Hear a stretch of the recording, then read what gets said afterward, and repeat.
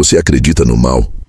Não aquele mal que o povo fala da boca para fora, mas o mal de verdade. Aquele que te observa no escuro, que espera o momento certo para te arrancar a alma. Eu acreditava em Deus, mas nunca pensei que precisaria ver o inferno para entender a fé de verdade. Meu nome é Felipe, moro em Juazeiro, Bahia, e o que eu vou te contar agora pode te fazer pensar 2 vezes antes de sair à noite. Tudo começou numa noite de lua cheia, daquelas que iluminam até o canto mais escuro do sertão. Eu voltava da roça do meu tio, já era mais de meia-noite. O som dos grilos, o vento nos galhos secos, tudo parecia normal, até que parou. Silêncio, silêncio absoluto. Nenhum som de bicho, nenhuma folha mexia. O tipo de silêncio que machuca o ouvido. Eu gelei. Foi quando ouvi passos, pesados, arrastados. Não era gente, não era bicho, era outra coisa. O cheiro veio primeiro como carne podre com enxofre queimado. Então eu vi 2 olhos vermelhos brilhando no escuro. Um vulto enorme, peludo, com dentes que mais pareciam facões. Aquilo não era um cachorro grande, aquilo era um lobisomem. Saí correndo com tudo que eu tinha nas pernas. Mas não adiantava. Ele era rápido. Muito mais do que eu. Sentia o bafo quente dele nas minhas costas. Quando eu achei que era o fim, surgiu uma luz forte no meio da mata. Uma lamparina pendurada no pescoço de um homem. Ele usava batina preta, um rosário grosso pendurado no peito e carregava uma espingarda de cano duplo nas costas. Em nome do Pai, do Filho e do Espírito Santo, essa criatura não leva mais ninguém hoje. O lobisomem rosnou, mas não atacou. Recuou, como se reconhecesse o homem que estava ali. Ele se chamava Padre Virgulino. O que aconteceu depois, você não vai acreditar. E nem precisa acreditar. Eu só quero que você ouça. Porque se um dia você ouvir passos arrastando perto da sua casa, talvez lembre dessa história. Padre Virgulino não era um padre comum. Ele era um caçador, mas não de bichos. Caçava o que ele chamava de almas deformadas. Lobisomens.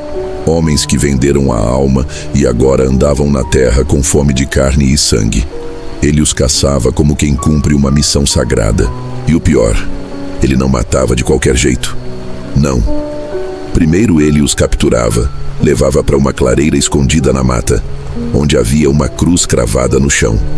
Ali, ele amarrava a criatura, lia versículos da Bíblia em latim, jogava água benta, queimava ervas, e só então, só quando a criatura chorava e gritava em voz de homem, ele puxava o gatilho.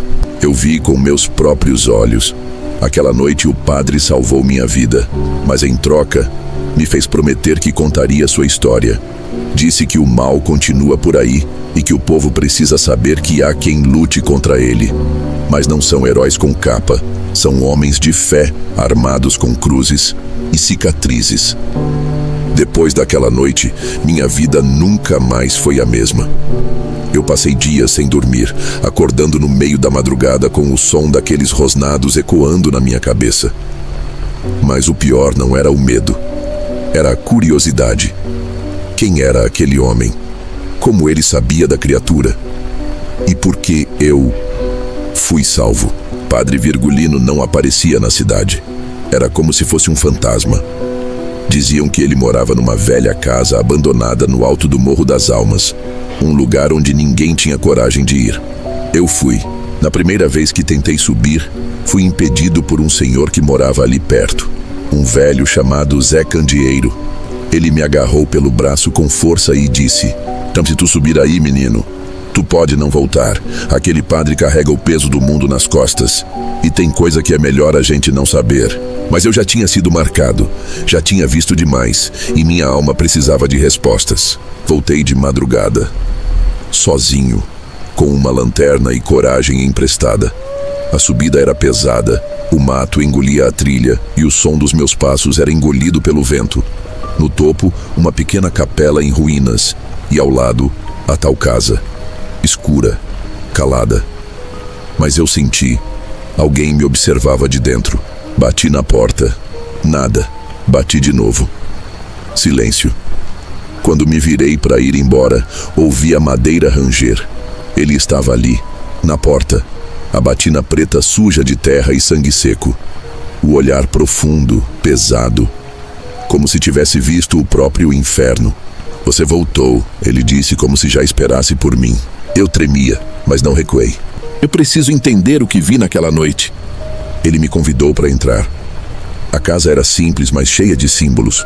Crucifixos, estacas de madeira, sal grosso, mapas antigos e fotografias, retratos em preto e branco de criaturas deformadas, presas em cruzes no meio da mata, todas com os olhos cobertos por panos, todas com sinais de sofrimento. Era como um museu da dor. Ele me contou tudo, que havia um pacto antigo, homens que se entregavam à escuridão em troca de poder, que os lobisomens não nasciam, eram feitos, que a cada geração surgiam novos, e que ele, Virgulino, fora treinado desde menino por um grupo secreto de monges guerreiros do sertão, que a missão dele era quebrar o ciclo, um por um, mas não era só caçar, era libertar, exorcizar, forçar a alma de volta antes de pôr fim à maldição. Era por isso a cruz, por isso os gritos, por isso o sofrimento. Se você matar um sem libertar, ele volta, mais forte. A cada relato que ele me contava, meu sangue gelava. Ele mostrava marcas de mordidas nas pernas, arranhões no peito, queimaduras nos braços, cicatrizes que contavam batalhas contra criaturas que o povo achava que não existiam.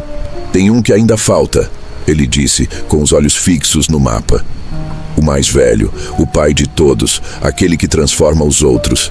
Ele está voltando, e você, Felipe, cruzou o caminho dele. Meu coração disparou. Nos dias seguintes, fui ficando paranoico. Sentia que era seguido. Ouvi uivos mesmo sob sol forte. Vizinhos começaram a sumir. Um cachorro foi encontrado despedaçado atrás da igreja velha. Algo se aproximava. E o padre sabia. Marcamos a emboscada para a noite da lua cheia. Virgulino me treinou como pôde. Ensinou a fazer armadilhas, a usar sal, a reconhecer sinais na terra e no vento. Mas ele sabia que só ele podia terminar aquilo. Eu era só o chamariz. Fomos para a clareira. A tal clareira da cruz. Era real. Havia uma cruz cravada no chão, feita de madeira de aroeira, com inscrições em latim e sangue seco nos cantos. O padre acendeu lamparinas, colocou ervas em volta e me fez ajoelhar. Mandou que eu rezasse. Sem parar, não importava o que acontecesse. A floresta ficou silenciosa. Então, ouvimos os passos, os grunhidos. Uivo. Ele surgiu, enorme, negro como carvão, com olhos como brasas e garras que cortavam o ar. Era o maior de todos, a própria encarnação da maldição. Virgulino se colocou entre nós. Eu te esperei, criatura maldita. A luta foi brutal. A besta avançou. O padre atirou. Foi mordido, mas não caiu. Cravou a estaca no peito da criatura e a amarrou na cruz, gritando versículos em latim com voz que parecia vir de 1000 padres juntos. A criatura gritava, não como bicho, mas como homem. Chorava, implorava. Era como se estivesse voltando à consciência. Quando a criatura ficou em silêncio, o padre me olhou coberto de sangue. Agora é sua vez. Me entregou a espingarda. Disse que precisava ser eu para quebrar o ciclo, para terminar o que começou. Eu chorei, mas fiz. Atirei. A criatura caiu. E com ela, o padre também. Virgulino morreu ali, mas deixou um legado. Antes de fechar os olhos, me disse: agora, você sabe, e quem sabe, tem que contar. Desde aquela noite, eu não sou mais o mesmo. Voltei para Juazeiro, mas carrego as cicatrizes invisíveis de quem viu o que ninguém deveria ver. Às vezes, vejo olhos me observando no escuro, ou ouço o som das correntes balançando na mata.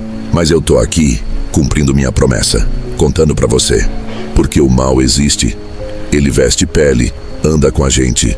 Mas também existem homens como Virgulino, que lutam, que sacrificam, que carregam a cruz por nós. Se um dia você ouvir falar de um padre que vivia nas matas caçando monstros, saiba que ele existiu. E se o mal voltar, talvez você seja o próximo a carregar essa cruz. Se você ficou até aqui, eu preciso te pedir uma coisa. Deixa o like nesse vídeo, se inscreve no canal e ativa o sininho, porque tem muita história sombria ainda para contar. E tem mais um vídeo aparecendo aí na tela agora mesmo. Clica lá para continuar mergulhando nesse mundo assustador comigo. Até a próxima, se o lobisomem deixar.